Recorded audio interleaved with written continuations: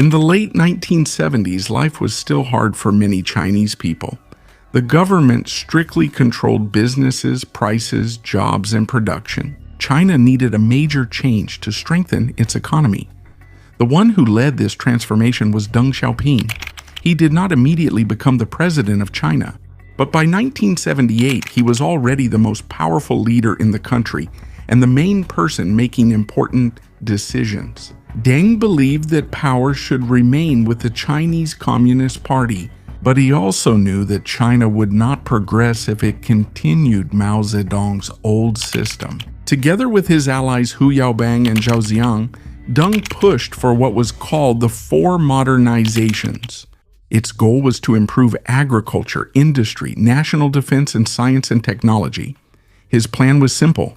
Production needed to be strengthened first. Bring in new technology and open some parts of the economy to business and foreign investment.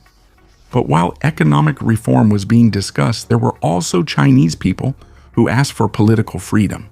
On a long wall on Saidon Street in Beijing, people started putting up large posters. They wrote their complaints here about the Cultural Revolution, corruption, and the wrong policies during Mao's time. The place became known as the Democracy Wall. At first, Deng allowed this because the complaints helped him against his former rivals in the government. But the situation changed when it was no longer just former officials being criticized. There were already activists demanding democracy and changes in China's very system. One of them was Wei Jingsheng, an electrician and former Red Guard.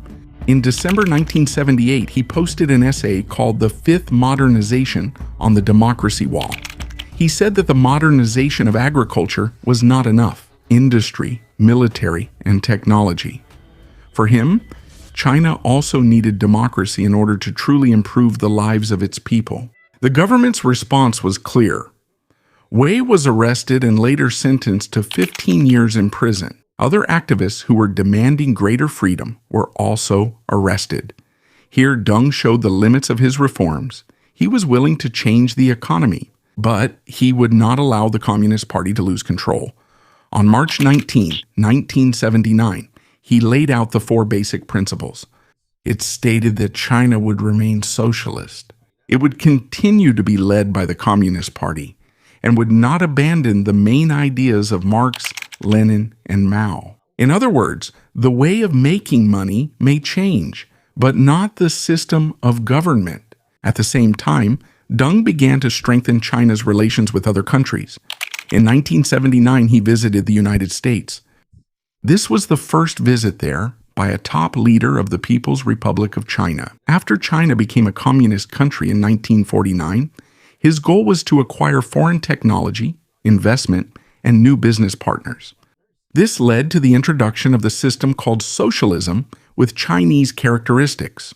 It did not completely remove socialism. The government still retained significant control over the economy, but some market-style activities were allowed. Some farmers were given more freedom to decide what to plant. Small private businesses were allowed. Some price controls were gradually relaxed and China was open to foreign companies. The changes were made carefully. The whole country was not changed all at once. Instead, the government chose a few places to be the testing ground for the new system. These were called special economic zones. In these areas, it was easier for foreign companies to do business. There were tax benefits, more relaxed business rules, and greater opportunities to set up factories. The first special economic zones included Shenzhen, Zhuhai, Shantou, and Xiamen. These were officially established in 1980. Shenzhen was chosen because it is close to Hong Kong, which at that time was a major center of business and international trade. Xiamen, on the other hand, is located across the sea from Taiwan. Deng wanted to use these areas to test whether it was possible to combine strict political control with a more open economy. If the experiment failed, the damage would be limited, but if it succeeded, it could be expanded to other parts of China. And that's exactly what happened. Foreign investments started coming in, factories were built, and jobs increased. Shenzhen, which used to be a small and underdeveloped area, became one of the most important business and technology centers in China. This was the major change under Deng Xiaoping. He did not turn China into a democratic country. Instead, he opened the door to business and foreign investment while maintaining the strict leadership of the Communist Party. This combination would become the foundation of China's rapid economic rise in the following decades. Despite this, China's new economic zones grew rapidly and provided many jobs. Labor was cheap, some taxes were low, and business rules were more relaxed compared to other parts of the country. At the same time, farming in the provinces was also reformed. The old system, where farmers worked together and the government controlled almost all of the harvest, was gradually removed. Each family was given land they could farm, and they were allowed to sell any surplus harvest after giving the required share to the government. Because they now had the opportunity to earn more, the farmers worked hard to increase their harvest. By the mid-1980s, almost every rural household was already using this new system. Food production also increased rapidly. Universities were reopened, and the entrance examination, which was stopped during the Cultural Revolution, was reinstated. Many students, teachers, and officials who were previously sent to the provinces were allowed to return to the cities. But while Deng Xiaoping was fixing the economy, a war broke out with neighboring Vietnam. Both China and Vietnam are communist countries. Their relationship worsened when Vietnam sided with the Soviet Union, then China's enemy. In 1978, Vietnam invaded Cambodia and ousted the Khmer Rouge, which was led by Pol Pot. The Khmer Rouge was a leftist ally of China, even though it killed many people in Cambodia. So in retaliation, China attacked northern Vietnam in 1979. The major battle only lasted a few weeks, but both sides suffered heavy casualties. The true number of deaths is uncertain because the reports differ. Even now, it's clear that the Chinese military struggled against the more experienced Vietnamese forces. The war showed that China still needed to improve its military's training, leadership, weapons, and combat methods. Despite the war, China's relationship with Western countries continued to improve. Deng welcomed leaders from Britain, Japan, France, and other countries. China also changed its approach in talking about Taiwan. Instead of always using the threat of liberation by force, it emphasized peaceful reunification. Deng offered the one country, two systems approach. This meant that Taiwan could come under China but keep its own economic and social system. Taiwan rejected this. Their government does not want to come under the control of the Chinese Communist Party. During this time, Pinyin was used more widely around the world to make it easier to read and write Mandarin using English letters. That's why the former name Peking became Beijing. But inside China, the Communist Party's control remained tight. One of the biggest problems it faced was the rapid growth of the population. Since the establishment of the People's Republic of China in 1949, the death rate decreased because of improvements in public health. At the same time, families were encouraged to have many children. Because of this, China's population almost doubled in just a few decades. Because of this, in 1980, the so-called one-child policy was strictly implemented. For many families, only one child was allowed. Some exceptions occurred based on location and circumstances. Those who violated the policy could be fined, lose their jobs, or be punished in other ways. In some areas, officials also used forced abortion and sterilization. The policy helped slow down population growth, but it also caused major problems. Because some families preferred to have sons, there ended up being more men than women. A generation of only children also grew up, expected to take care of 2 parents and 4 grandparents. There have also been changes in women's status. Even before Deng's time, a new law had already given women rights regarding marriage, divorce, and property ownership. Many women in the cities also found employment. In 1980, China was among the first countries to agree to the United Nations Convention against Discrimination against Women. But true equality is still far from being achieved. There are only a few women in the highest positions in government and big businesses. Change is also slower in remote provinces. As the economy improves, many students hope that political reform will follow. One of the people they admired was Hu Yaobang, the general secretary of the Communist Party and a longtime ally of Deng. Hu was more open to other opinions. He supported some reforms and criticized the excessive privileges of the children of powerful officials, known as princelings. In 1986, students protested in various cities. They called for greater freedom of the press, a more open government, and broader democracy. Top leaders blamed Hu, saying he was too lenient with the protesters.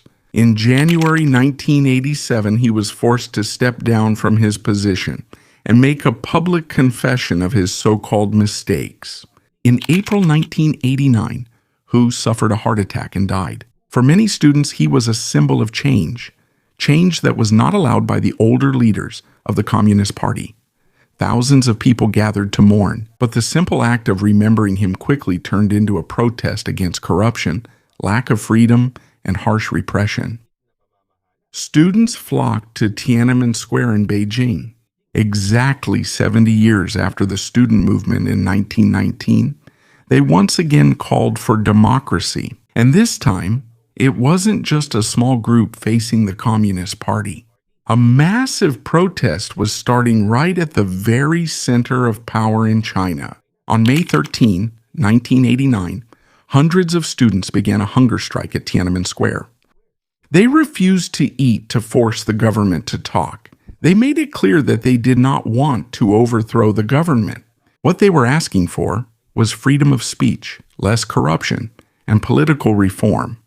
As time went on, thousands of students joined. Workers and ordinary citizens also came to support them. The top leaders of China were divided on how to handle the protest. Xiaoping, the general secretary of the Communist Party, wanted to talk to the students. On May 19th, he personally went to Tiananmen Square and pleaded with them to end the hunger strike so their lives would not be put in danger. He was the opposite of Premier Li Peng, who believed that the protest needed to be ended immediately. Deng Xiaoping supported a stricter response. On May 20, the government declared martial law in some parts of Beijing. They sent soldiers. But at first they were blocked by a large number of residents. The protests continued. On the night of June 3 until the early morning of June 4, soldiers once again entered Beijing, along with tanks and armored vehicles. They fired at people blocking the main roads leading to Tiananmen Square. Many civilians were killed or injured. Until now, the true death toll is still uncertain. According to various estimates, the number of people killed could range from hundreds to several thousand. The Chinese government strictly controls information about the incident. On June 5, an unknown man was caught on camera standing in front of a line of tanks on Chang'an Avenue. He repeatedly blocked them, even though he could have been run over or shot. It was never confirmed who he was or what happened to him afterward, but he became known around the world as Tankman, a symbol of resistance against an oppressive government. Many countries strongly condemned the crackdown, but Deng defended the military action. He called the protest a counter-revolutionary riot and said it needed to be stopped to maintain the control of the Communist Party.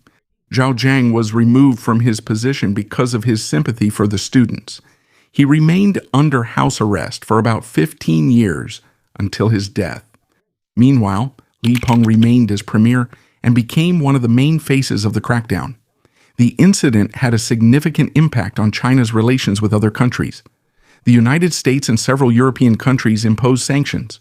The World Bank and Asian Development Bank also temporarily suspended normal lending to China. The interest of some foreign investors also declined. While China was tightening its control, the opposite was happening in Taiwan. Martial law was lifted there in 1987, and gradually, free elections and political freedom expanded. Along with this, its economy also grew rapidly, especially in technology and the production of computer chips. After the Tiananmen crackdown, the push for economic reform in China also weakened. The conservative leaders who feared that rapid change might lead to political instability became stronger again. But Deng did not allow the country to completely retreat. In 1992, at the age of 87, he traveled to southern China.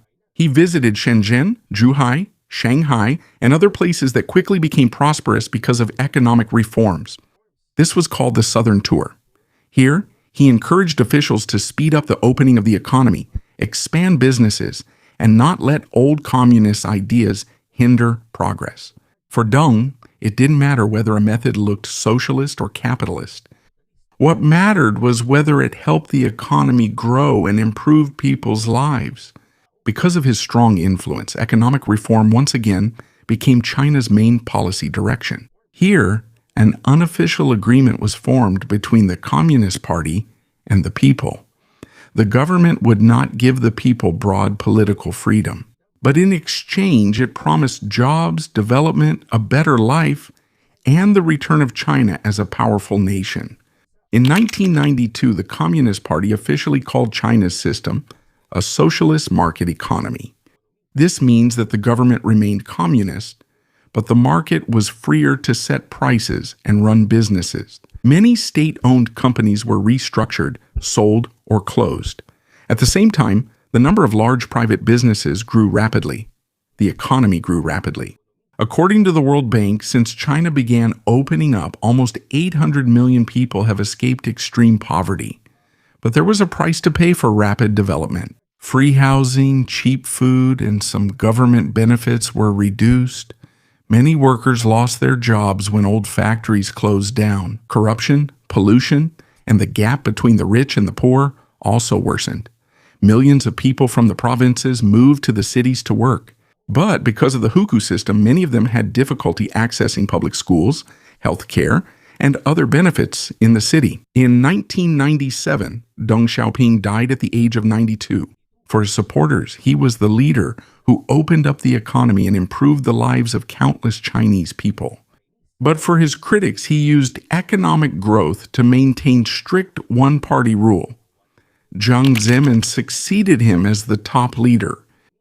He continued to open up the economy while maintaining the Communist Party's tight control over politics and society. In July 1997, Britain returned Hong Kong to China after 156 years of rule. China promised that Hong Kong would maintain its own laws, economy, and way of life under the one country, two systems policy. 2 years later, Portugal also returned Macau to China under the same system. Back then, many believed that as China became wealthier, it would also become more democratic, but that didn't happen. The middle class and the economy continued to grow, but the government remained under the control of the Communist Party.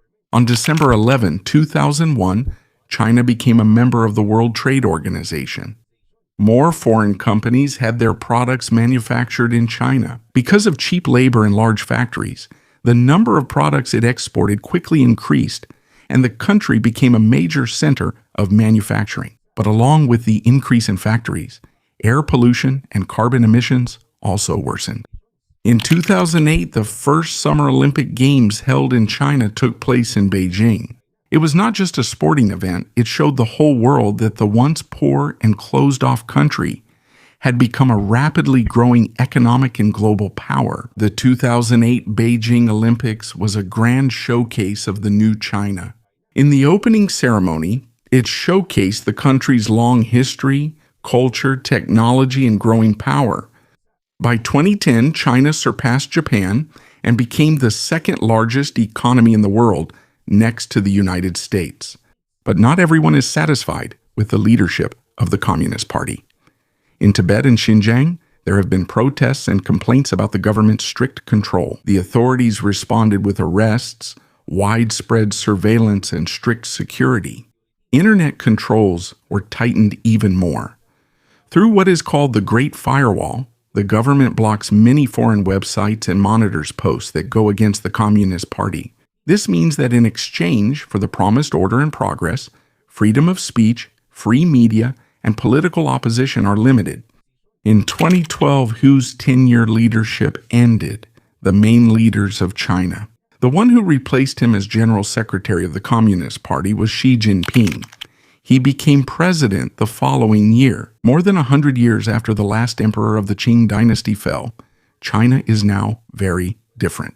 From a weak, poor country, divided by wars, It has become a major hub for manufacturing and business and a global power. But the big question remains: to what extent can China balance rapid development with the strict control of the Communist Party?